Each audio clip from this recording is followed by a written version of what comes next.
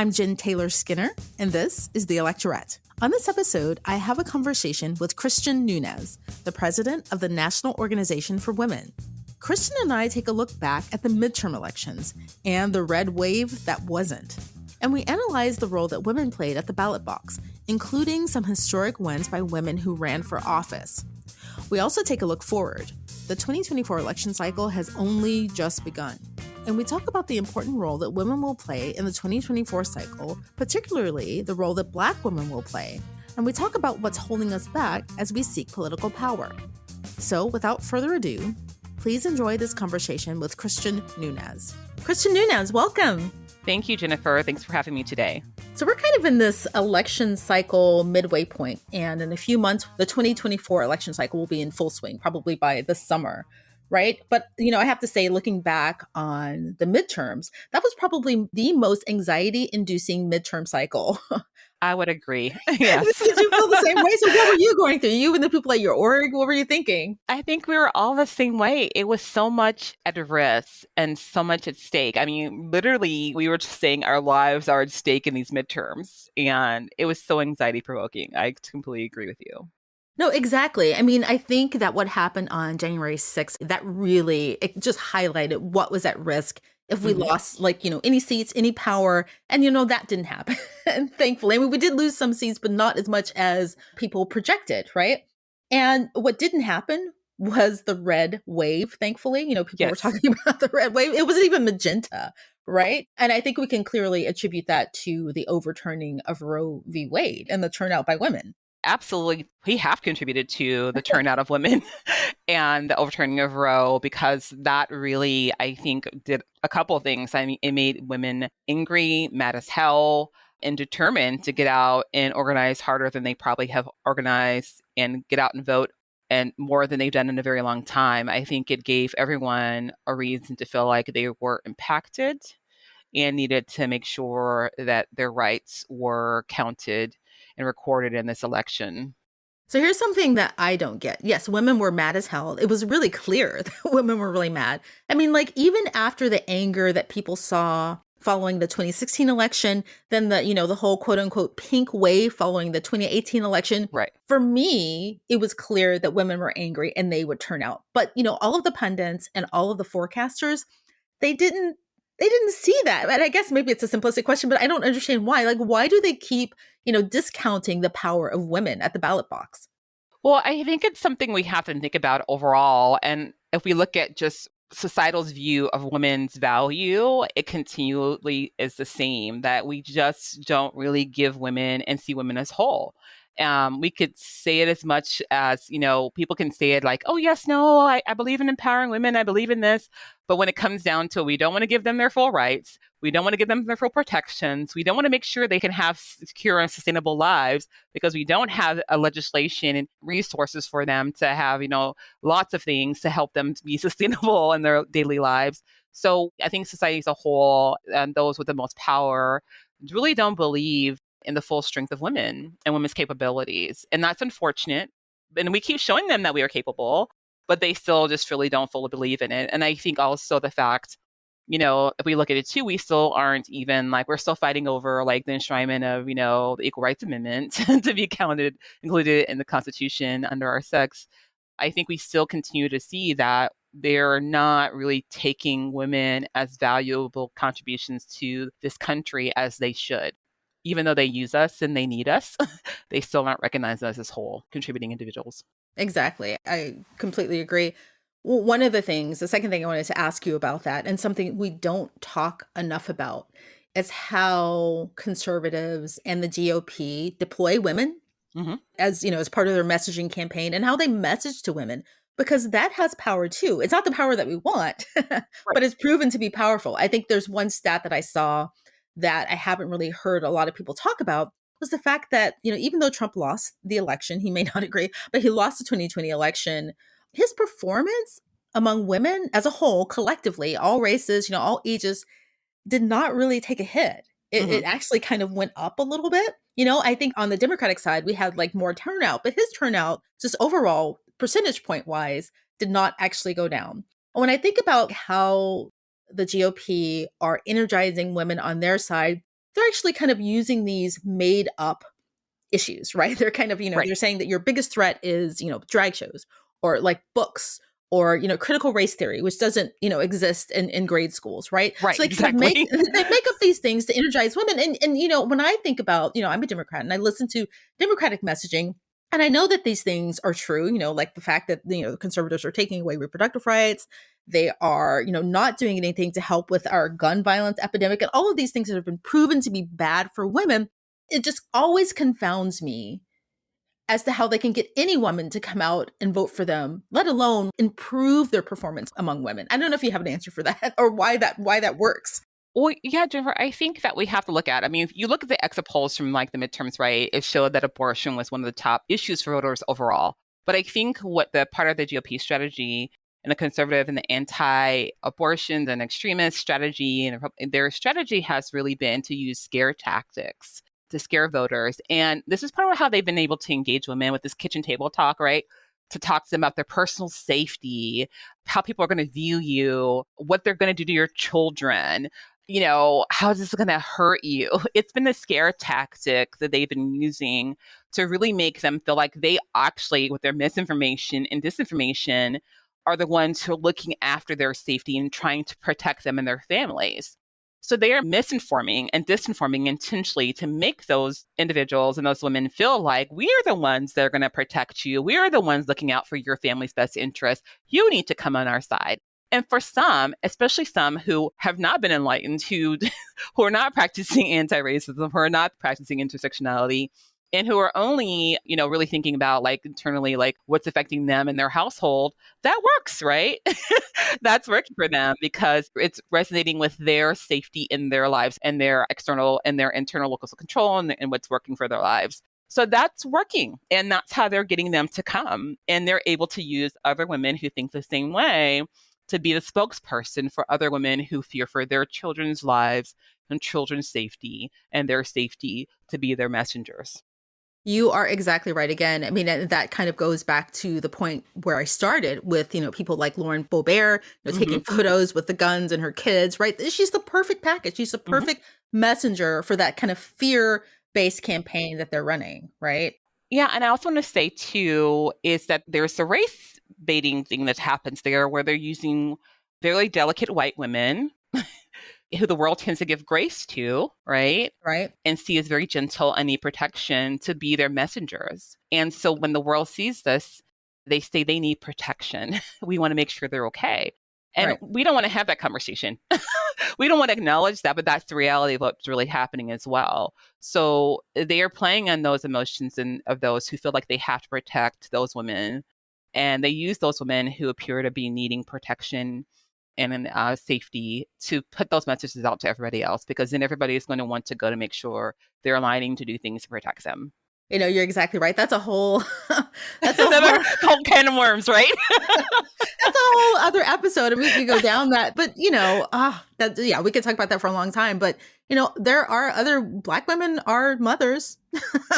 Asian women are targets of political violence, right? Yes. So if we really want to be real about that, but of course we've talked about the fact that their messaging isn't honest, right? So that's right. Misinformation, disinformation. Exactly. But one of the things that's most impressive about women's turnout in all of these most recent elections is that we know that voter suppression is getting worse, right? Yes. When I think of voter suppression, when I hear that phrase, I think about it in terms of race. And that's probably one of the biggest, areas where voter suppression is happening and is most effective. But there is a gender element. Absolutely. Because, women are caretakers of children and older parents. They make less, and having less time, having less control over your professional schedule, having less money. And also the whole name change thing when women get married, all of those things factor into women having less power. That's their point. Absolutely. At the ballot box. And I'm wondering if Democrats generally, we should broaden our messaging, say, hey, voter suppression laws, they hurt people of color, they hurt Black people, but they also hurt people broadly, particularly women. I mean, would that help with our messaging? I think so, because really voter suppression laws affect persons, BIPOCs, and persons of marginalized communities. And that includes women, right? Poverty, women, those persons with disabilities. immigrant statuses, they affect women, those low income earners. A lot of these are women. When we look at these marginalized communities, majority of those who are directly impacted are women. And I think we have to start really calling this out and talking about how much women are directly impacted in the intersections of all of these different communities and identities. When we're looking at economics, we're looking at race, we're looking at gender, we're looking at everything intersecting, and women are the most directly impacted and suffering and experiencing the oppression and injustices and all these different things. And with voter suppression as well. When you, like you just named out, we're talking about changing of the name, lowest income earner. Can you take off the time to go vote? Can you leave your family? Do you have childcare? Because we don't have universal childcare.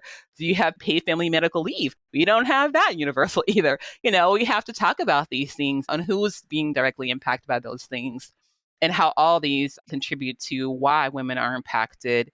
And when we continue to not have these federal legislation bills in place, that we are just making it that much harder and contributing to the suppression of the vote of women. Yeah, I mean, that's a whole can of worms because all of these things are intertwined, right? The things that affect Yeah, women, right? Like the lower exactly. pay, the fact that we don't have paid leave, we don't have Exactly. adequate childcare, and all of that kind of contributes to, reducing our power at the ballot box. But, we exercise it, we Exactly. try. Yeah. And I would say, but that's the thing, that's the beautiful thing about women, right? And the strength of us is that even dealing with all those things, we still turn out. Yeah. We still exercise our right to vote and we still will not back down. So that's why I think it's beautiful. Even through all that, we're still not allowing anyone to defeat us. We're still letting everyone know that we will organize until we have equity, and we'll organize until we have our rights restored, and we'll organize until we are respected, and seen as whole persons. So I think that's the part that we have to talk about that's important. And that's the part we have to focus on, is that women are not going to stop because Roe was overturned. Women are going to keep pushing like we've done continuously through history until we demand our rights, like every other movement that's happened. Women have been in every movement, the front lines of every movement. We may have been unsung and not discussed and talked about, but we have been on the front lines of every civil rights and human rights movement. And we're going to continue to do that. And we're going to continue to push, and we're going to continue to make sure our rights are heard, and we're going to continue to turn out. So that's the power of women, whether people want to recognize it or not. Yeah, absolutely. Absolutely. This whole conversation reminds me of the work of the brilliant scholar, Carol Anderson, author. Yeah, she's amazing. She's amazing. When I had her on the Electorette, I just lost it. I was like, oh my God, I can't believe I'm talking to Carol Anderson. She wrote One Person, One Vote. And there was a part of our conversation where we were talking about the fact that these voter suppression laws were originally intended to target, Black voters and keep us away, Exactly. but they've just kind of spread, right? Mm-hmm. They're affecting larger groups of people, larger classes, and that's fine with them because it helps, the conservatives win. But I want to talk about reproductive rights a little bit more and abortion in relation to elections, because one of the things that pundits keep missing in their analysis of this is the fact that I'm thinking back on the messaging during the midterm election cycle. They kept saying, well, women don't care about reproductive rights as much as they care about the price of eggs. I'm like, oh God. Okay, listen, abortion is an economic issue. I know we've talked about this, but I wish that messaging were clear, that abortion rights is an economic issue. It absolutely is an economic issue, and there's no other way to see it than an economic issue. When you think about the impact of a couple of reasons why some women choose to have an abortion, and part of that reason is for economic reasons, right? And then we also talk about the cost, that goes into seeking an abortion and had the impact of that for those women who are already on the lower income spectrum. It's a major economic issue. And now we have states who are trying to put bounty laws out and criminalize women and give them fines and fees and criminalize providers, and making it that much harder for them to have these lives and thrive. Everything comes down to economics. The healthcare part, the fact that by even having these abortion bans, more people are going to be suffering more maternal mortality. And that's the economic issue as well. It's not just a reproductive issue. People will have to decide to either choose to go to work and miss pay, which can jeopardize their housing, their childcare. I mean, these all intersect. And it's important that we talk about this and not look at it just as a single issue. It's an intersectional, multi-systematic issue. Yeah, if I could go back to my 2009 self, when Obama took office, and if you had told me that we'd be having this conversation, talking about the fact that, birth control is even at risk, I wouldn't have Right. believed it, honestly. It really, if we think about it, this is like nonsense, right? So you say you want to force birth, but then also don't protect yourself. We don't want you to even have the option to protect yourself from having birth. So what are you pushing? You're pushing control. You're pushing control. That's all you're Right. pushing. And you're politically weaponizing it as well. So, but the midterms, I think when we talk about it, we see that many people supported abortion access and they voted for that. There were a lot of ballot initiatives that came forth, and the ones that wanted to enshrine abortion rights within their constitution and protect them overwhelmingly were approved. And the ones that wanted to criminalize it, the ones that wanted to make it and to ban it were failed. So that's showing that voters all over the country do not agree with restricting abortion access, or do they believe that the states have the right to control one's bodily autonomy? Yeah, and I make this point so often, and I apologize to the listeners, but that's why it's so important to pay attention to what's happening at the state level, because Absolutely. because a lot of good things can happen at the state level, a lot of bad things can happen, but a lot of good can happen. Pay attention to those ballot initiatives, pay attention to who's being elected to your state legislatures. So that's really important. Yeah, and I would say too, the state level, that's impacting you the most, your everyday life more than anything. And so it's so important to pay attention to what's happening on those ballot initiatives and at the state level, because that's what you're going to experience and affect you every day most directly than anything.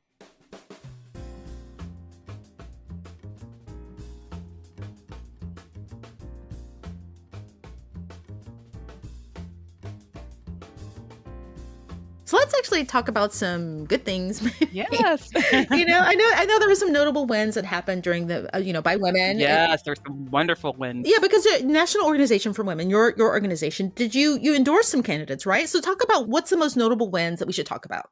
Well, there were so many wonderful wins, I would say, this midterm election, and women really turned out to not only vote, but also run for office. And women of diversity turned out to run for office. And actually, so many of them won. So I think it's so beautiful to see that. I mean, you could think about, a Catherine Cortez Masto, who became the first Latina senator for Nevada. Summer Lee in Pennsylvania became the first African American representative coming out of Pennsylvania. We have governor of Massachusetts, there's Mar Haley. I mean, there's so many amazing first timers who made first in history, women who really took office, either state level or at the federal level, that really just were amazing. And I think it showed how many firsts we had, but how also people showed up to support them, and they ran amazing races, and they were doing amazing work before they even got to those like top level positions. So I think it's just wonderful to see how we have so many firsts. It's the diversity of firsts we have that are filling the halls of Congress and filling some top positions in the state as governors and attorney generals. I think it's just such a great thing that we're seeing happen. Yeah, I think we should, celebrate those more. you know. Absolutely. I mean, when you think about it, for a long time, United States of America really had less than 3% women hold elected official offices. And majority of those who did were just, white women. But now to see the halls of Congress and diversity, it is such a beautiful thing to see, not only with the diversity of race, but diversity of age and diversity of gender identities and things like that. I think it's such a beautiful thing to see that we are, as a country, finally focusing on person's ability to lead and not being sidetracked by what they look like or what society tells us we should think about them. Yeah, and so this isn't necessarily an election thing. I guess you can connect it to the 2020 election, but the Biden administration and their appointments of women, Yes, for justices, right? Historic levels of women being appointed as justices. absolutely. And also, just doing wonderful, killing it like everywhere, right? They're just doing amazing work, and then just really showing their leadership and showing that they deserve to be where they're at. And for so many times they weren't elected Why? Because probably because they were women, but now in those positions, they're excelling because they are deserve to be there and they're capable and qualified to be there. So it's great to see them in those positions so that they can show everyone that they deserve to occupy those seats.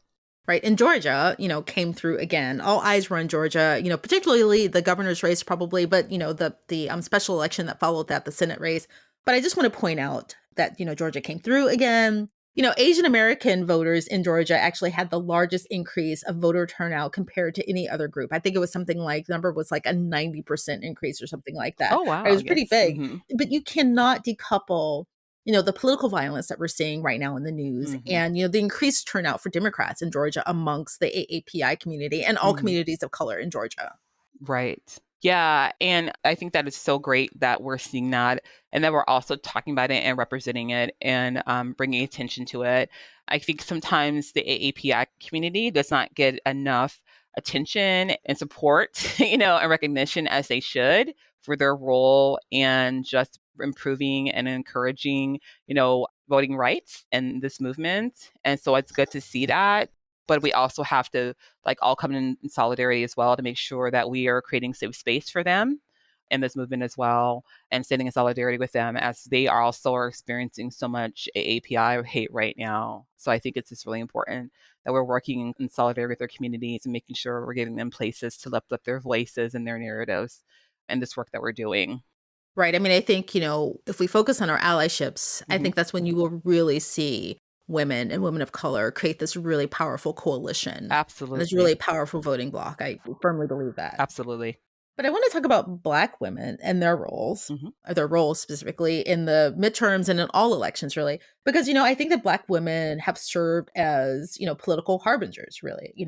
They know where the dangers are to our democracy. They know where they lie. And they know which direction to go to move us closer to that, that vision of America that we've promised, for centuries. I want to preface that by saying that I'm not just, saying some kind of like simplistic cheerleading or Black girl magic, right? Black women are strategic, pragmatic voters because they have, historically been closest to America's pain points longer than any other group, right? Absolutely. So, what do you think the role of Black women will be in the near future and just, in these past cycles? Yeah. Well, first of all, thank you for acknowledging that and speaking that too, because I think sometimes we don't talk about that. And a big part of that ability to be strategic is because of the role and experience of the lives of Black women, right? So they have to learn to be strategic. We have to learn to be that way. We have to learn to figure out how to work best to get our end goal accomplished. And I think that Black women will continue to be extremely important in the upcoming 2024 election as they have been in the major elections that we've had, not only running for roles and offices, but also leading campaigns. I mean, I think you look back to the presidential campaign, the last campaign, majority, if not all the Democratic presidential candidates had Black women as some of their lead campaign staff, who are helping them with their strategy and help them, in their office, in their position, including Biden. And I think that we will continue to have to make sure that not only are we calling on Black women to help, but we also are going to be uplifting and supporting Black women when they need support and resources as we're going into this next election cycle as well. But we still also need to make sure we're supporting them in statewide seats because we still don't have any, if you really think about it, we still don't have a U.S. senator that's a Black woman. There are not any Black women governors as well. So there still is work that needs to be done. But I think that Black women will continue to turn up and turn out. They'll continue to be strategic and organized. They'll continue to find the best ways to accomplish the goal and the long-term outcome that is safe and helpful in getting that job done. And we just want to make sure while they are helping others, we want to make sure that others are helping them as well. I don't know if there's an easy answer for this question. I'm sure there's some analysis that's been done, but I wonder why we don't have yet. I mean, I know that Stacey Abrams' race in Georgia was a factor, but why we have never had a Black woman governor or why we don't have anyone in the Senate. I know that, Kamala Harris left the Senate, but why is it so much easier to, I guess, to see Black women seated, in the House or at the mayoral level? What is it about the gubernatorial seats that make it harder? Maybe there isn't an easy answer. Yeah, I mean, there is no easy answer and it's not a comfortable answer, but I think that it goes back to the value of women We don't even see women in general as whole. I mean, imagine the way we see Black women. Yeah. Black women, are seen less than the whole of the average woman, and less than a white woman, and less than an Asian woman, and less than most women. So I think that how this country values women and Black women has to shift, has to have a major transformational shift, and in a positive way, in a healthy way, in order for us truly to be able to get behind a Black woman in a positive way. There's so much misogyny and sexism and racism that Black women deal with in leadership. And I think even Stacey Abrams' campaign is a great one. I mean, how qualified was she, right? Um, Right, right, with like VP Harris deals with it. And it's like when you stand up for yourself and you are strong and assertive, it's like your character is assassinated and you become this aggressive, overbearing. It's like, how many ways can I assassinate a Black woman's character today? And that's right. what a lot of times I think many of them face. Instead of finding ways to view them as just strong, qualified leaders, there's a thing that they deal with. And so I think overall, how society that has to shift in ways to support and give Black women grace and not hold them to an unrealistic standard has to take place. And we have to not put them in this like degrading misogynistic box that we tend to do. We don't want to have that conversation. People don't want to have that conversation, but that has to happen. And we have to be honest about it and talk about colorism in that too. And then when we do have Black women, what does that look like? What do we accept? And then in size and we have so many things we have to talk about in that conversation about why we don't have Black women and how communities can come forth and support Black women in their leadership. That has to be truthful and honest because otherwise we'll never get there. Yeah, and then there's also kind of a practical factor in relation to, just the number of seats. I mean, there are only so many governor seats. And, you've seen the onslaught that Vice President Harris has Right. experienced. And Stacey Abrams, imagine, having to fight for those few seats at the table and overcome that at the same Right. time. Absolutely. I think that, we look at total political representation. I think we just have to continue to move toward parity and looking at how do we fix parity? Because like you just said, there are a few seats, right? But we shouldn't be looking at them as for women to have to fight for these seats. And our country has to move away from thinking that it's a woman candidate to that it is a qualified candidate. And that's how parity exists. And I think that's the mind frame and the mindset that we want people to have. Because right now, as we continue to isolate it by gender, it creates bias in our political system and it's going to create injustice. And so we really have to figure out how do we shift our mindset and the work that we're doing to not continue to identify women candidates as women candidates, but just qualified candidates because it's not just the women of color, it's women in general that experience this overrating amounts of aggression and misogyny and attacks and when they're trying to run. And so we know the ones that have succeeded are, amazing. And even the ones who didn't succeed were amazing as well.